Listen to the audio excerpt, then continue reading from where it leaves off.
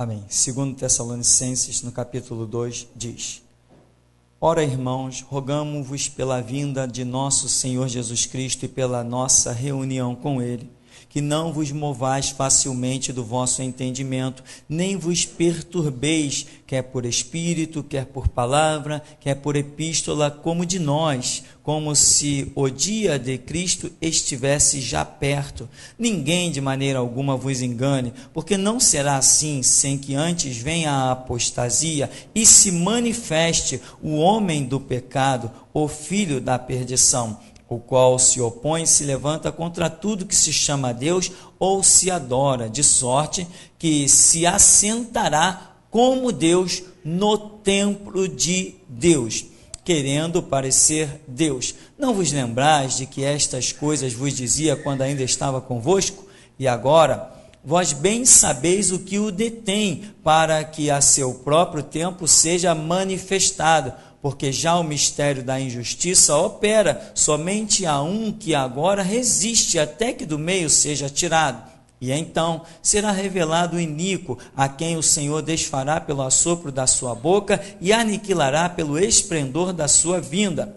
A esse cuja vinda é segundo a eficácia de Satanás, com todo poder e sinais e prodígios de mentira, e com todo engano da injustiça, para os que perecem, porque não receberam o amor da verdade para se salvarem, e por isso Deus lhes enviará a operação do erro, para que creiam a mentira, para que sejam julgados todos os que não creram a verdade, antes tiveram prazer na iniquidade. Amém. Pode sentar.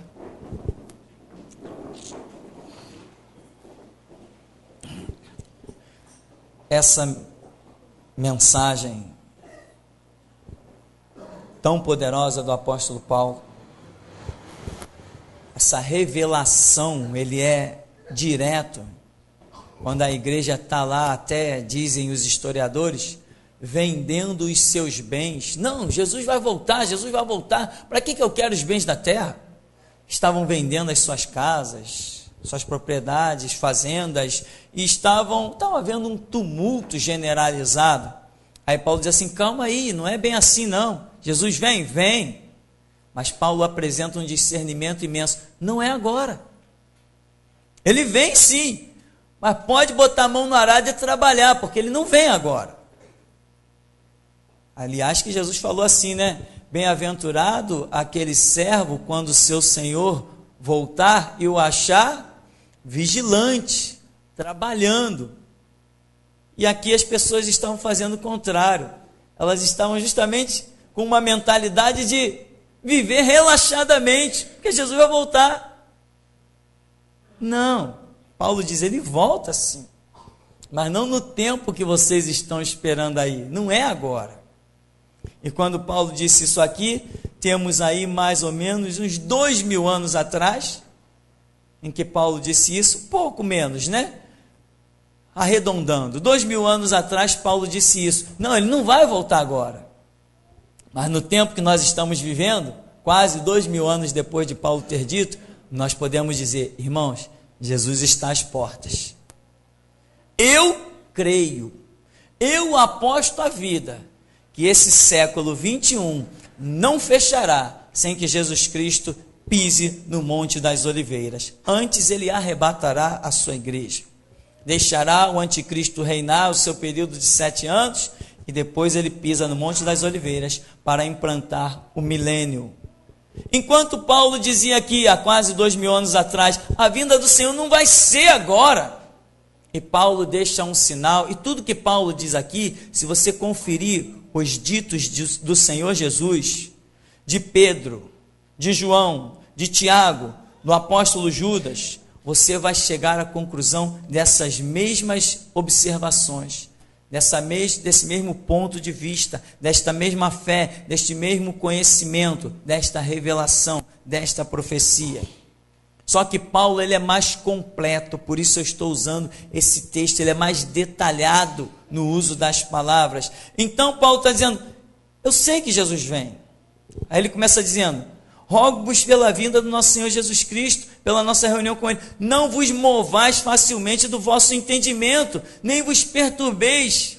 Ele até diz assim, quer por epístola como de nós, porque tinha pessoas que escreviam para confundir a igreja e assinavam como se fosse o próprio Paulo. Depois ele passa a colocar um sinal nas cartas dele, para que as pessoas tivessem dificuldade de fraudar a sua personalidade nas cartas. Então ele diz no verso 3, ninguém de maneira alguma vos engane, porque não será assim. Ou seja, se tinha gente falando coisas, Jesus vem agora, é para já. Isso estava se tornando um engano, porque toda palavra, que não é dita a seu tempo, toda informação que não é precisa, toda informação que não é lógica, ela se torna um engano. Então, meu irmão, atente para isso. A mensagem, ela pode ser, ou a palavra, ou o dito, ele pode ser maravilhoso, pode ser do seu agrado, mas pode ser um engano. O que estavam dizendo ali? Jesus está prestes a vir, Jesus virá, Jesus virá. E Paulo diz assim, calma aí, vocês estão sendo enganados.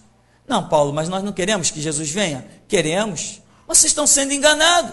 Porque se vocês estão acreditando que ele virá já, estão aí vendendo as suas propriedades, não estão entendendo que tem que sair para o mundo e pregar o evangelho e ganhar almas, vocês estão vivendo um engano.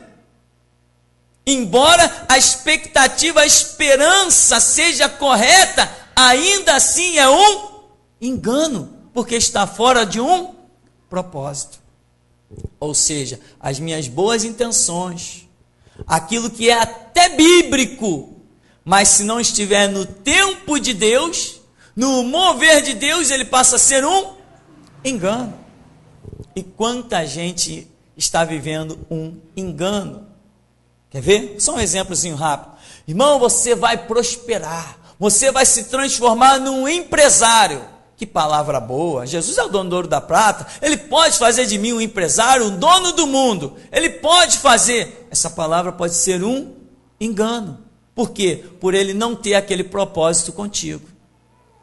Pedro escreve dizendo que somos forasteiros e peregrinos em terra estranha. Se dentro dessa visão forasteiro e peregrino, eu não tenho que ter a visão de ajuntar ouro e prata. Se Jesus quiser, ele coloca na minha mão todo ouro e toda prata. Mas se eu ando em perseguição a isso só porque ele é poderoso e pode me dar, essa minha concepção pode ser um engano. E é o que mais tem, são uma mensagem que nós temos chamada erradas convicções. Observa aqui, irmão. No verso 3, ele diz assim, ninguém de maneira alguma vos engane, porque não será assim, sem que antes venha o quê? A apostasia, e se manifeste o homem do pecado, o filho da perdição. Quando você vai ao dicionário, examinar essa palavra aí, pouquissimamente usada no mundo, apostasia, você chega à óbvia conclusão de que significa alguém que professava uma fé, uma ideologia e de repente dá as costas para essa fé, para essa ideologia. Se volta para outros princípios. E Paulo está falando dentro do contexto nosso, reino de Deus, igreja. Paulo está dizendo assim, calma aí, vocês estão com muita pressa. Antes que Jesus venha, tem que vir quem? Ele está falando aqui no final, vem a apostasia e se manifeste quem? O homem do pecado, o filho da perdição. Mas ele está dizendo que esse homem do pecado, esse filho da perdição, ele é precedido por quem? Pela apostasia. Então eu pergunto, quem abrirá as portas para o diabo reinar no mundo? A igreja. Amém? A igreja abrirá as portas para o diabo reinar no mundo. Porque ele está dizendo, virá a apostasia. E aí se manifestará o homem do pecado, o filho da perdição. Depois da apostasia, depois do homem do pecado se manifestar, aí sim, depois desses episódios, virá Jesus Cristo novamente a este mundo para julgar, para implantar o seu milênio, etc, etc e tal. Então, meu irmão, atente para este fato. Aqui diz que ele vai querer se equiparar a Deus, sentar no templo de Deus. Por quê? Porque ele vem de um mover religioso, ele vem impregnado em um mover religioso. E é difícil para as pessoas aceitarem essa palavra que eu digo sempre. A igreja está falida. A igreja está caída. A igreja não existe mais. O que existe é uma voz da restauração tentando acordar a igreja que está falida, caída e adormecida. É a parábola das 10 virgens, o grito da meia-noite, Mateus capítulo 25. Ele continua dizendo assim, verso 6, agora vós sabeis o que o detém, para que a seu próprio tempo seja manifestado. Quer dizer, quem está detendo a manifestação do homem do pecado? O Espírito Santo.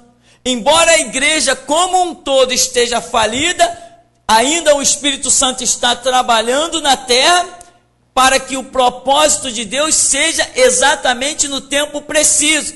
Então, há um que o detém até que do meio seja tirado. Então, quando for tirado o Espírito Santo, que vai arrebatar alguns dos que se chamam igreja acordadas, despertadas pela voz da restauração, quando isto acontecer, então o homem do pecado, o príncipe da iniquidade, ou anticristo, tomará o seu poder completo neste mundo. E aqui ainda diz assim, ao qual então será revelado o iníquo, a quem o Senhor desfará pelo assopro da sua boca e aniquilará pelo esplendor da sua vinda. Quer dizer, Jesus, quando resolver acabar com o mal, será como sem esforço, pelo sopro da sua boca, ou seja, somente pela sua palavra, sem nenhum esforço, sem estender braço, porque o diabo nunca foi páreo para Jesus Cristo.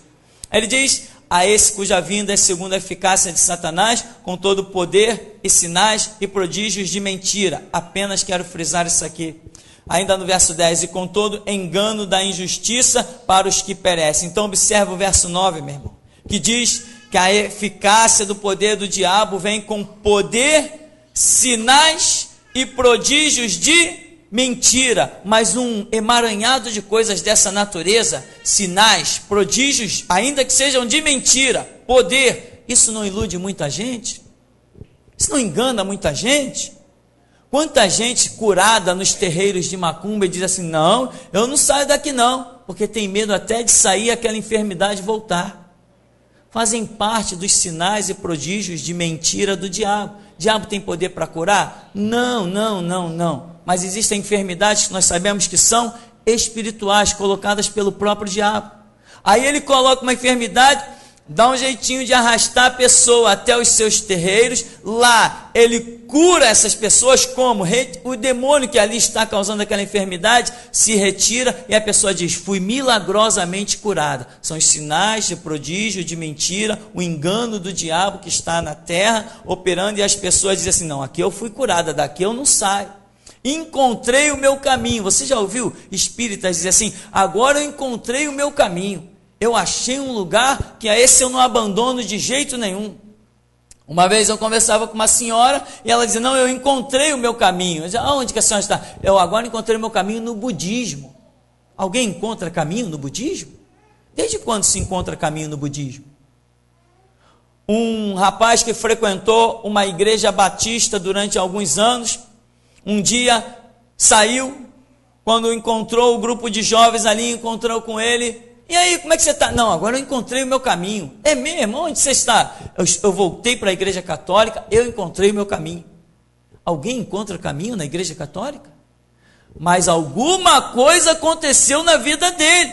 São os sinais de poder, sinais, prodígios de mentira, que o diabo vai operando e ilude as pessoas. Por isso diz a Escritura: nós conheceremos a verdade e a verdade nos libertará. Nós precisamos de libertação. Então, irmão, Paulo descreve aqui, e ele diz assim, eu quero ainda frisar com você no verso 7, que diz: porque já o mistério da injustiça opera, somente a um que agora resiste, até que do meio seja tirado. Então, nós que temos o Espírito Santo, somos vistos por Jesus Cristo como a resistência. Nós somos a resistência para que o mal não tome o domínio completo. Mas Paulo diz, depois que o Espírito Santo sair, e automaticamente a Bíblia diz que nós somos templo do Espírito Santo, nós que estivermos de acordo com a palavra no momento do arrebatamento, também sairemos com o Espírito Santo. Depois disso, então, aí o príncipe deste mundo tomará o seu lugar completo e vai massacrar muita gente. E aqui nós vimos que a apostasia dá seguimento ao reinado do anticristo. O que é apostasia? Negar a fé, né? Negar a guerra, negar a batalha, negar a soberania de Deus. E a respeito disso, o grande exemplo são as Assembleias de Deus, que negaram a fé completamente, permitindo que os sistemas humanos façam parte das suas estruturas agora. E o que vai acontecer? Quando a igreja, os crentes que estiverem na vontade forem arrebatados, aqueles que ficarem, aqui diz que o diabo se voltará contra eles e vai massacrá-los.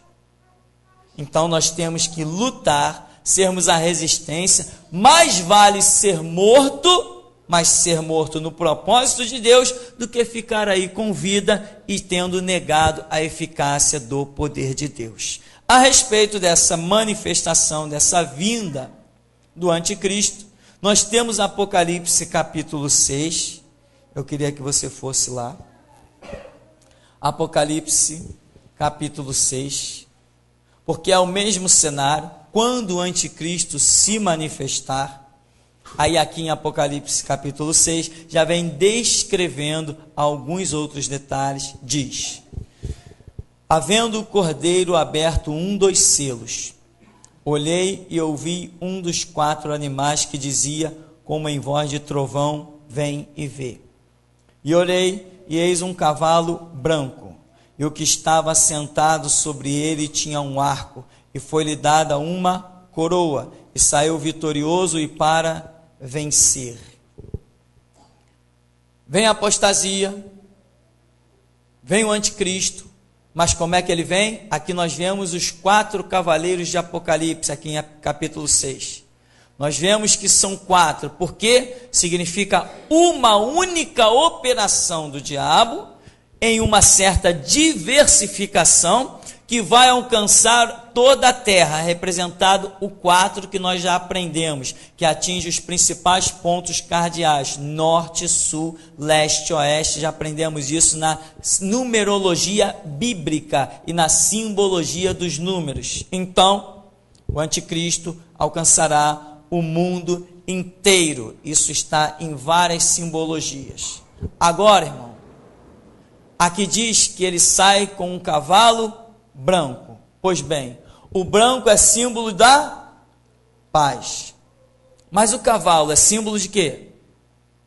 Da guerra. O cavalo é símbolo da guerra, mas o branco é símbolo da paz. A primeira investida do anticristo, quando ele firma o seu reinado, ele vem fazendo guerra através da paz. E aqui diz que ele vai reinar, diz que foi lhe dada uma coroa.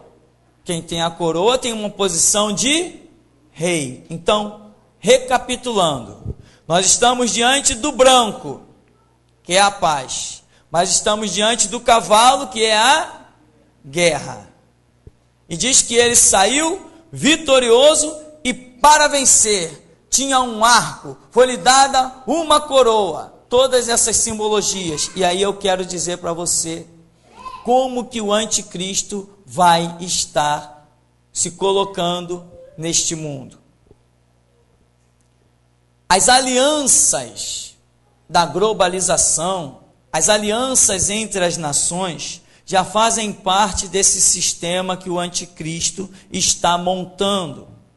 Nós sabemos que os blocos comunistas estão se aliançando.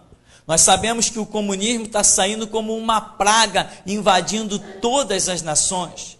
As faculdades estão abrindo as portas direto para as preleções do comunismo. Existem livros exaltando o comunismo, livros esses que estão fazendo parte dos estudos das pessoas que fazem faculdade.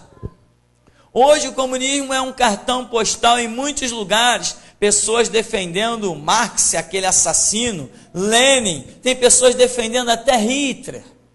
O ser humano tem a cabeça muito vazia. Então, esse é um detalhe. A falsa paz, que é representada por este cavalo, vai estar invadindo muitos lugares. Eu estou lendo, estou pesquisando, estou anotando os pontos principais. Foi montada pela UFRJ uma cartilha sobre o homossexualismo, eles preferem chamar de homossexualidade. Então, é a educação sexual nos colégios.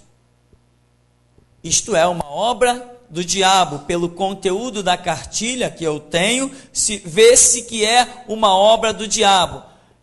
Obra do diabo é guerra, mas o cavalo que aqui nós temos é um cavalo que ele está de branco. Então é uma guerra, mas quando se olha para ele, se vê o branco representando uma paz que nós sabemos é a falsa paz.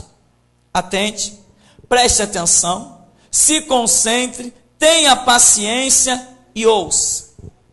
Nesta cartilha que exalta o homossexualismo, lesbianismo e tenta dar uma definição diferente para essas coisas, dizendo que não é mais considerado nem doença, que não sei o quê, e nós cristãos sabemos muito bem que o homossexualismo, lesbianismo, não tem nada a ver com doença, tem a ver com possessão demoníaca, nós sabemos bem disso, e aí estão vários depoimentos espalhados pelo mundo afora a respeito disso, pessoas que se converteram e se libertaram disso, e que dão testemunho claro de que eram possuídos por demônios, influenciados por demônios, que ouviam vozes e sentiam uma força sobrenatural no seu corpo, que os impelia a ter sentimentos lascivos e pecaminosos e aberrativos.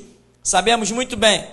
Na cartilha confeccionada lá pelos diretores da UFRJ, tem coisas tipo assim: o que você prefere ver no pátio do colégio? Dois meninos se batendo, brigando no pátio do colégio, ou dois meninos trocando beijos e abraços? Ou seja, lá vem o cavalo branco. Isto é uma guerra contra os princípios de Deus, é uma guerra contra a santidade, é uma guerra contra a criatura que Deus amou, que é o homem, que Jesus Cristo derramou seu sangue para redimi-lo. É uma guerra, mas a palavra é de paz. É uma guerra. Não é uma guerra? Ou nós vamos aceitar, se essa cartilha vir parar dentro dos colégios dos nossos filhos adolescentes? Quem de nós vai ficar calado? É guerra ou não é guerra? Mas a palavra não é de guerra, a palavra é de paz. Outra frase que tem nessa cartilha diz assim, deixa eu ver se eu recordo, que eu não anotei, uma frase bem impressionante. Sim, os homossexuais são mais sensíveis e são ótimos amigos. Isso é uma cartilha, irmão, que ela visa adestrar o professor e o professor influenciar os alunos, os adolescentes. Essa palavra é de guerra ou é de paz? Para nós, ela é de guerra. É o cavalo é símbolo da guerra. Mas, para o mundo que não conhece Jesus Cristo, essa palavra é de paz. Muita paz. Você está entendendo que é o primeiro cavalo, o cavaleiro no cavalo branco, que dá início ao reinado do anticristo?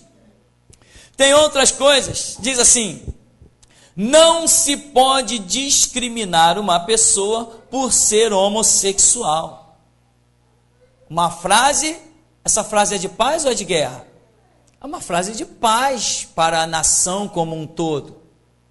Mas para nós que temos o conhecimento das coisas espirituais, ela é uma frase de guerra, além de ser impregnada de mentira. Porque nunca, jamais, um cristão verdadeiro, um cristão com conhecimento das coisas de Deus, nunca discriminou uma prostituta, um homossexual, um gay, uma lésbica, nunca, porque nós conhecemos que Jesus Cristo disse que veio buscar e salvar o que se havia perdido. Então as portas da igreja têm que estar abertas para os homossexuais. Entrar e conhecer a verdade, se libertar, porque se não for na igreja não será em lugar nenhum mais. Agora, as portas da igreja estão radicalmente fechadas ao homossexualismo. Então, eles dizem, não se pode, na cartilha está lá, não se pode discriminar um homossexual. É o cavalo branco, é o cavalo que vem na guerra, mas a sua ideologia é de paz, né? Uma frase como essa, os homens gays são mais sensíveis e ótimos amigos. Isso aí é uma coisa fora do comum. Então, meu irmão, o que nós estamos querendo trazer à luz nessa oportunidade? Lá está o cavalo. Cavalo é guerra, cavalo é força, cavalo é domínio, e nós vemos que o camarada tem uma coroa. Se ele tem uma coroa, ele é um tipo de rei, mas ele é branco, então ele tem uma certa paz, que nós identificamos que é uma falsa paz. Ou seja, a igreja verdadeira de Jesus Cristo será radicalmente discriminada pelo mundo. O mundo vai tentar nos exterminar, porém diz a Escritura, nem um fio de cabelo da nossa cabeça perecerá. Todos os nossos dias estão nas mãos de Deus e ninguém os poderá encurtar. A nossa vida está escrita no livro de Deus e nenhuma das páginas que Deus escreveu a nosso respeito será frustrada.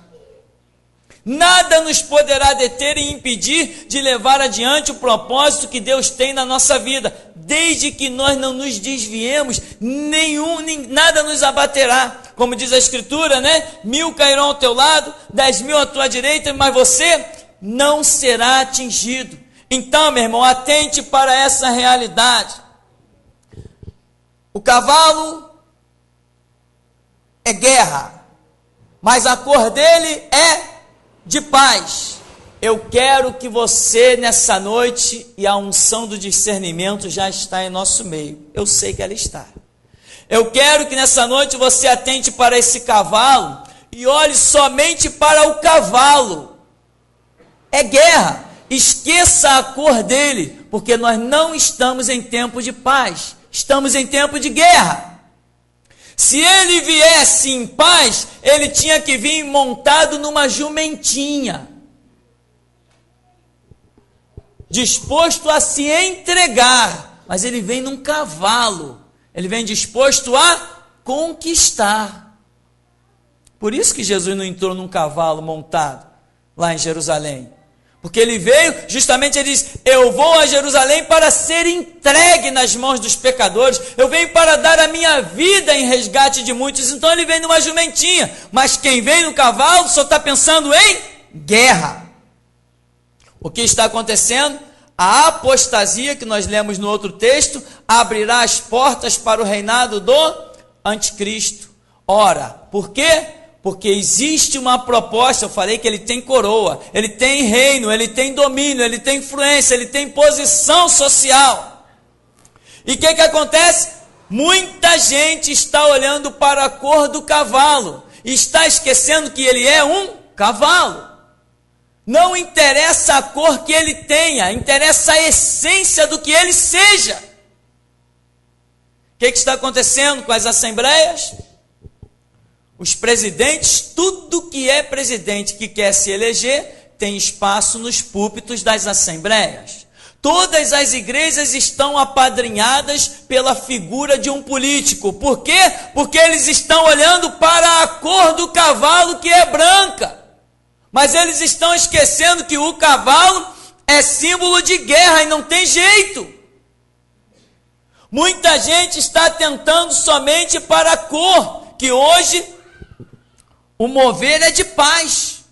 A Comissão de Combate à Intolerância Religiosa. Isto é guerra ou é paz? É paz. Não é uma palavra de paz? Cada um na sua. Ora, eu vi um pastor presbiteriano, pastor, usar esse título para um presbiteriano, me desculpe, mas é piada. É piada. Só piada. No reino do meu Cristo não tem maçom. É piada. Mas o camarada lá, se rotulando pastor presbiteriano, dizendo, se pode, temos um só Deus. Lá diante da Comissão de Combate à Intolerância Religiosa, ele aceitou a proposta de paz, ele aceitou a cor do cavalo, mas ele não viu que o cavalo invadiu o reino dele e destruiu. Porque aqui Paulo diz, a um que o resiste, até que do meio seja tirado. Nós fazemos resistência, nós fazemos frente, nós combatemos, nós guerreamos e conquistamos. E o homem dizendo lá, não, todos nós diante da internet, da televisão, nós, um hipócrita intitulado pastor presbiteriano, nós não discriminamos nenhum, porque todos nós servimos o mesmo Deus de maneira diferente, mas o desgraçado nunca botou um alguidar dentro da igreja dele. Nem vai ficar feliz se os membros dele passarem aí para o cemitério comer cadáver, nem botar despacho na porta do cemitério. Mas ele diz, temos o mesmo Deus. Por quê? Porque ele aceitou a cor do cavalo. A cor do cavalo é muito agradável, mas o bater das suas patas é terrível. Então, meu irmão, este é o tempo que nós estamos vivendo. O cavalo branco, não surgiu ainda. Mas o mover que o trará já está sobre a terra. É a apostasia. Pessoas dando ouvidos a doutrinas de demônios. É o sal ungido, a rosa ungida, o sapato ungido, é a caneta ungida. É a pedra que veio do Rio Jordão, é não sei o que veio do inferno, é a fogueira santa de Israel, é a fogueira santa do inferno, é um monte de mentira. A apostasia, as portas para o anticristo passar já estão escancaradas, já estão abertas, e lá vem o anticristo, e o mover dele já chegou, embora a presença ainda não tenha chegado, mas Paulo diz assim, o mistério da injustiça já opera, e ele falou isso há quase 2000 anos atrás, mas ele diz, tem resistência, tem alguém que resiste, e graças a Deus que encontra alguém para resistir, milhares e milhares têm sido salvos ao longo dessa resistência, e nós declaramos que até aqui nos ajudou o Senhor. Então, meu irmão, tem muita coisa aí, boa entre aspas, cada um na sua. Aí você vê numa comissão dessa de combate à intolerância religiosa, você vê um cara se dizer pastor, dando o braço ao camarada que é líder de uma doutrina islâmica assassina, que eu acabei de fazer um vídeo agora com as fotos daquelas mulheres dilaceradas, jovens assassinadas a pedrada no meio da rua, crianças degolando gente. Fiz um vídeo com tudo isso. Esse vídeo vai ser um show. O vídeo é tão pesado que tem cenas que nem eu não quero olhar, eu viro a cara. E resultado, a tal da comissão, e tem um monte de gente lá no meio. A primeira comissão de combate à intolerância religiosa, foi assim que nós fomos lá presos, teve aquela história da discussão do centro lá.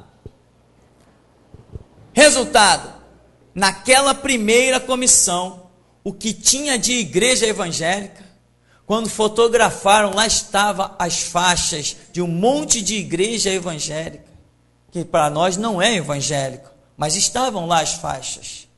Por quê? Porque a proposta da cor do cavalo é muito boa.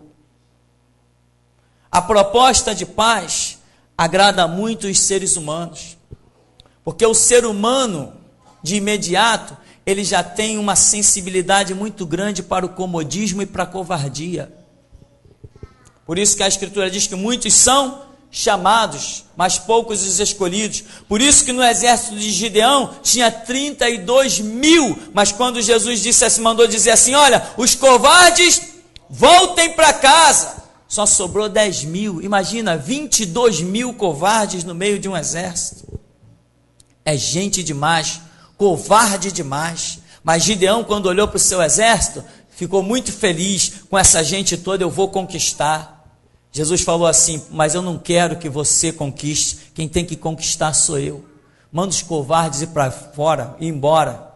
Eu só pelejo com valentes.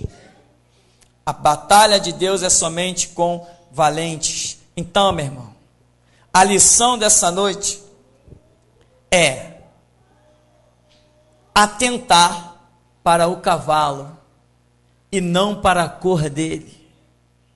Você vai ver propostas e mais propostas. Você que tem filhos pequenos para passar a adolescência dentro dos colégios, você vai examinar o caderno e o livro dos seus filhos, você vai ficar escandalizado.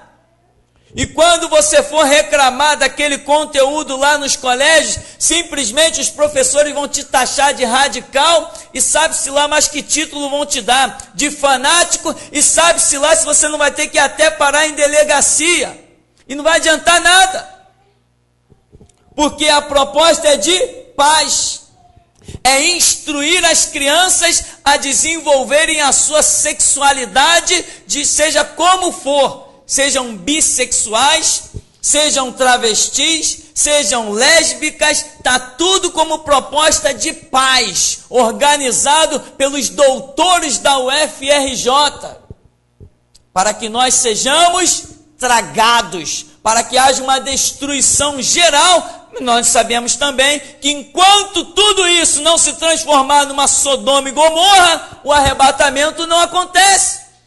Nós estaremos fazendo resistência e os resistentes serão arrebatados e o mundo será dominado pelo mal. São as pragas que serão derramadas sobre essa maligna geração. Mas nós, cristãos verdadeiros, temos que continuar na resistência. Atente, irmão, para os cavalos que estão sendo lançados. Atente para a operação do mal que está aí, enquanto um monte de pastores estão se rendendo, porque a pressão deste mundo maligno é muito grande. Enquanto eles estão se rendendo, eu estou orando e dizendo, Jesus, me dá a porção dobrada, eu não me rendo. Jesus, me dá a tua graça, me dá o discernimento, me deixa ver, me deixa enxergar aonde está o mal, aonde está o erro, aonde está o pecado e aonde o Senhor quer atingir com as flechas que estão nos meus lábios. Todo mundo está se rendendo, todo mundo está se entregando, todo mundo está sendo acabado, tragado pelas propostas de paz. Este púlpito não proclama paz, nós proclamamos guerra, porque o diabo vem montado no cavalo, ele não quer paz, ele quer guerra. E mesmo que ele ajoelhasse na minha frente pedindo paz, eu ainda assim faria guerra a ele. Porque o propósito de Deus nesses últimos dias é guerra, é proclamar a soberania de Deus. E quando eu proclamo só Deus como soberano, eu desagrado uma massa imensa, uma massa que não tem mais tamanho. Então, meu irmão, nós vamos nessa noite estar orando para que Deus dê o discernimento. Mas não é um discernimento comum, é um discernimento muito sério espiritual. Porque nesse lugar nós estaremos preparando os nossos filhos de uma maneira tão terrível e tremenda que não será nem necessário tirá-los de um colégio. Não vai ser nem necessário chegar lá no colégio e reclamar sobre uma cartilha. Os nossos filhos não vai ser preciso. Quando o professor abrir a boca para exaltar o diabo, Jesus terá uma espada afiada lá dentro da sala de aula, que são os nossos filhos. Nós vamos prepará-los para isso. Agora, eu quero convocar a igreja à oração, a clamor, a empenho. Sabe, quando o soldado vai para a guerra, ele tem que sentir o peso da armadura, ele tem que aprender a manejar a espada, ele tem que saber se fortalecer psicologicamente, fisicamente, e é isso que nós vamos fazer neste lugar. Vamos criar classes para os nossos filhos, de tal maneira que quando o diabo se levantar dentro dos colégios, Jesus usará os pés dos nossos filhos para pisar na cabeça do diabo lá dentro. E os professores dirão: essa criança é terrível, e Deus dirá assim: louvado, engrandecido. Então, meu irmão, não podes você fraquejar, não pode você fracassar, senão o teu filho vai ser tragado. Você tem que levar a sério a educação espiritual do seu filho. Houve um tempo em que química, física, matemática e português foi muito importante, mas nesse dia, só nesse tempo que vivemos, só com essas coisas, nossos filhos baixariam ao inferno sem dúvida. E o que adianta o homem ganhar o mundo inteiro se perder a sua alma? Não adianta nada. E eu quero te dar uma frase: você não gerou filhos para o diabo nem para o inferno, gerou filhos para a honra e glória do nome do Senhor Jesus. Por isso você quer entrar nessa guerra, irmão? Você quer reconhecer nessa noite que as suas orações têm sido meio medíocres?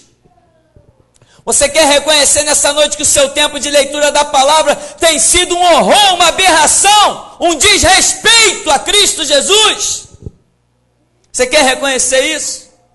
Você quer reconhecer que você precisa entrar na guerra, precisa entrar na batalha, você precisa ter o seu tempo de oração, o seu tempo de instrução, você tem que parar com os seus filhos, não pode deixar tudo nas minhas costas. Eu faço a minha parte aqui, mas uma aula uma vez por semana não é o bastante para que um guerreiro se levante. Um guerreiro de verdade, ele treina todo dia. Não é isso que o Estado faz com os nossos filhos no colégio? Não taca informação errada na cabeça deles o tempo todo? Nós somos a resistência. Aleluia! Nós vamos estar preparando os nossos filhos. Deixar a pena de Deus voar e se alojar nos lábios dos nossos filhos. Eles terão a língua afiada como a pena de um destro escritor. É isso que Deus tem nos chamado nesses últimos dias. No começo, quando Deus começou a mostrar que ia haver uma onda de mal invadindo os colégios, eu falei assim: Senhor, que trabalho, nós precisamos montar um colégio para proteger os nossos filhos. Deus falou assim: não vai fazer nada disso, vai montar um colégio sim, para nossos filhos serem aptos para guerrear lá fora, e não para fugir da guerra, pois eu tenho chamado soldados para a batalha. A visão de fugir, a visão de correr, não compactua com o Espírito Santo. O cavalo é guerra, não interessa a cor que ele tenha. O que não procede da Escritura, procede do reino de Satanás. Nós somos a resistência. Irmãos, sendo a resistência, estamos alcançando almas, ou melhor, estamos alcançando mentes que estão sendo libertas no mundo inteiro. E tem mais. No próximo ano, quando ouvirem falar no nome desse ministério, vão tremer. Sabe o que é alguém ouvir e tremer? Vão tremer. Quando você disser assim: eu sou membro da geração Jesus Cristo, vão tremer. Só em você mencionar isso, porque o que Deus está fazendo conosco é algo muito tremendo. Dentro de mais poucos dias, na virada desse novo ano que vem aí, esse ministério vai ter uma repercussão tão violenta que não vai ter nenhum crente de outra denominação que ousará questionar um cristão da geração Jesus Cristo. Eles verão claramente que o nível que nós nos encontramos, eles estão muito longe e nunca vão chegar nele. Pode se preparar para isso. Pode se preparar para isso. Assim como eu disse, ano passado, que em 2010 alcançaríamos os 4 cantos da terra, estamos alcançando. Agora anote isso para o próximo ano. Quando se ouvir falar em geração Jesus Cristo, todos vão tremer. Uns vão fugir e outros vão se aproximar para aprender Bíblia. O que queremos deixar claro é que o mover do cavalo branco já está aí. Na sequência do livro de Apocalipse, diz que vem o cavalo vermelho, ou seja, é guerra. E como eu falei, são 4, é guerra aos 4 cantos da terra. Até aqueles que um dia apoiaram o diabo, quando cair na real, vai ser tarde demais. O grande exemplo são as Assembleias de Deus, que estão apoiando o diabo de todas as maneiras, mas o dragão tem uma cauda, e cauda é símbolo de traição. Quando vier o cavalo vermelho, depois do arrebatamento, as próprias Assembleias de Deus pagarão um preço alto. O número de milhares e milhares que baixarão o inferno dos assembleianos que hoje venderam o nome de Jesus Cristo para a política e pisaram no sangue de Jesus Cristo, eles vão pagar muito caro. Mas nós não. Nós estaremos com Cristo Jesus, quer passando pelo martírio ou passando pela porta do arrebatamento, porque nós somos a resistência. Nós não nos curvamos, nós não nos vendemos e nós não negociamos com o sangue de Jesus Cristo. Então, meu irmão, o mover que hoje já está em nosso meio, que eu falo, no mundo, o mover que hoje já está é o do cavalo branco. E olha quanta guerra. Por que fomos presos? Qual foi a acusação? Intolerância religiosa. Não foi essa a acusação contra nós? Por quê? Porque é guerra. Não existe nenhuma intolerância religiosa, isso é conversa fiada. Mas o delegado disse o quê? Sou delegado e sou espírita. Eu armei para você. Ué, mas ele não é membro, não é um dos dirigentes principais da Comissão de Combate à Intolerância Religiosa? Como é que ele designa toda essa intolerância contra mim? Porque, na verdade, ele está sendo um dos representantes do cavalo. A paz que ele proclama é falsa e é muito falsa. Amém. E até aqui nos tem ajudado, Senhor.